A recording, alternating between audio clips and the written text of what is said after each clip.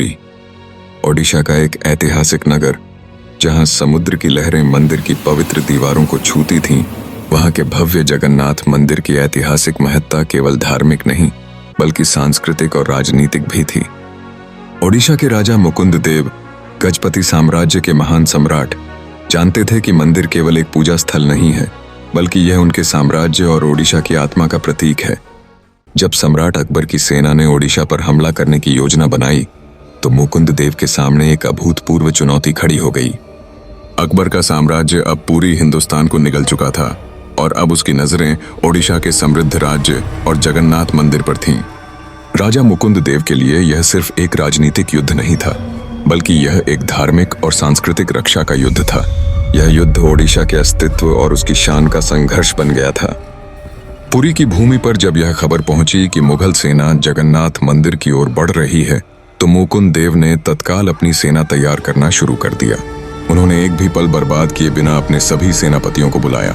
ओडिशा का सैनिक बल विभिन्न जातियों, समुदायों और क्षेत्रों से था। आदिवासी सैनिक, शाही योद्धा, घुड़सवार, धनुर्धारी और पैदल सैनिक।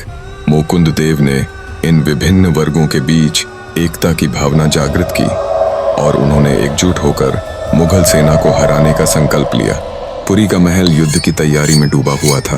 राजा ने पुराने किले के अंदर गुप्त बैठकें की जिसमें सेना के प्रमुख रणनीतिकारों ने युद्ध की योजना बनाई। ओडिशा के वन क्षेत्र और पहाड़ों के माध्यम से दुश्मन को घेरने की योजना बनाई गई। राजा ने उन क्षेत्रों का चयन किया जहां मुगल सेना का सामान, सेना और घुड़सवारों का संचालन धीमा होगा। एक सर्द सुबह जब सूरज की किरणें मंदिर की ऊंची शिखर से छनकर नीचे आ रही थीं, कौतुबुद्दीन के नेतृत्व में मुगल सेना ने पुरी की ओर बढ़ना शुरू किया। कौतुबुद्दीन की सेना, जो लगभग 20,000 से 30,000 सैनिकों से भरी हुई थी, अत्यधिक सुसज्जित थी। उनकी सेना में घुड़सवार, धनुर्धारी, भालेबाज और किलों के निर्माण में माहिर अभियंता थे। वे जानते थे कि ओडिशा पर विजय प्राप्त करने के बाद ही वे अकबर की इच्छाओं को पूरा कर सकेंगे। पुरी के पास आते ही कौतुबुद्दीन ने अपनी सेना को तंबू गाड़ने का आदेश दिया और एक मुख्य शिविर स्थापित किया। उनकी सेना के पास भारी हथियार, तोपें और युद्ध सामग्री थी, लेकिन मुकुंद देव ने तय किया कि वह केवल अपनी भूमि और मंदिर की रक्षा करेंगे। उन्होंने मुगल सेना को सीधी चुनौती देने के बजाय एक उपयुक्त समय का इंतजार किया जब ओडिशा की सेना मुगल सेना के हर एक खामी का फायदा उठा सके। कौतुबुद्दीन और उसकी सेना ने सबसे पहले जगन्नाथ मंदिर पर कब्जा करने के लिए आक्रमण किया। यह मंदिर सिर्फ एक पवित्र स्थल नहीं था बल्कि यह पूरे ओडिशा का गौरव और सम्मान था। जैसे ही मुगल सेना ने मंदिर के पास बढ़ना शुरू किया, ओडिशा की सेना ने अपने सैनिकों को छिपा दिया था। मुकुंद देव, जो खुद युद्ध भूमि में अग्रिम पंक्ति में खड़े थे, ने अपने सैनिकों से कहा, यह युद्ध हमारे राज्य और धर्म की रक्षा के लिए है। हम इस भूमि को किसी भी कीमत पर खोने नहीं देंगे। जैसे ही मुगल सेना मंदिर की ओर बढ़ी, ओडिशा की सेना ने छिपकर अचानक हमला किया। पहले तो मुगल सेना चौंकी क्योंकि वे नहीं जानते थे कि सामने की जंग इतनी जबरदस्त होगी। ओडिशा के सैनिकों ने जंगलों और पहाड़ों से धावा बोला। धनुर्धारियों ने मुगल सैनिकों की कतारों में छेद करना शुरू कर दिया। ओडिशा के पैदल सैनिकों ने तलवारें और भाले उठा लिए थे और जैसे ही मुगल सेना ने पीछे पलटने की कोशिश की, ओडिशा के आदिवासी योद्धाओं ने अपनी चपलता और ताकत से उन्हें घेर लिया। कौतुबुद्दीन की सेना, जो शुरू में पूरी तरह से आत्मविश्वास से भरी हुई थी, अब हर दिशा से मारे जा रहे थे। ओडिशा की सेना ने उन्हें चारों ओर से घेर लिया था। हर एक मुगल सैनिक को ओडिशा के घुड़सवारों ने चकमा देकर मार डाला और पैदल सैनिकों ने उनकी धड़कों को तबाह कर दिया। युद्ध की घेराबंदी शुरू हो गई थी।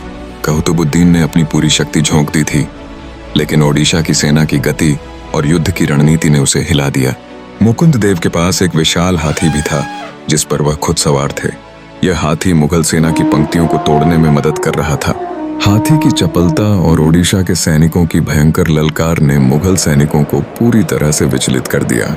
युद्ध के बीच मुगल सेना के कौतुबुद्दीन ने अपने प्रमुख सैनिकों से कहा, हमने यह युद्ध तो जिंदा रहने के लिए लड़ा था, लेकिन अब यह हमारी कमजोरी बन चुकी है। उसे यकीन हो गया था कि वह अब ओडिशा की सेनाओं के सामने बिखर चुका था, लेकिन मुकुंद देव ने यह सुनिश्चित किया कि मुगल सेना को कोई मौका नहीं मिले। उन्होंने हर एक सैनिक को निर्देश दिया, दुश्मन को एक कदम भी आगे न बढ़ने दो। काफी संघर्ष के बाद कौतुबुद्दीन की सेना को भारी हार का सामना करना पड़ा। मुगल सेना ने धीरे धीरे हार मान ली और उन्हें पुरी के आसपास के जंगलों में पीछे हटने के लिए मजबूर किया गया। कौतुबुद्दीन, जो कभी पूरी तरह से आत्मविश्वास से भरा हुआ था, अब घबराहट में अपनी सेना के साथ भागने लगा। राजा मुकुंद देव ने अपनी सेना को पूरे जोश के साथ जीत की घोषणा की, लेकिन उनके दिल में एक सुकून था कि उन्होंने केवल अपनी राज्य और संस्कृति की रक्षा नहीं की, बल्कि पूरी ओडिशा की धरोहर को बचाया है। पुरी के लोग मंदिर के अंदर एकजुट हो गए थे और राजा ने भगवान जगन्नाथ के सामने सिर झुकाया। मुकुंद देव ने अपनी वीरता और साहस से इतिहास में अमिट छाप छोड़ी।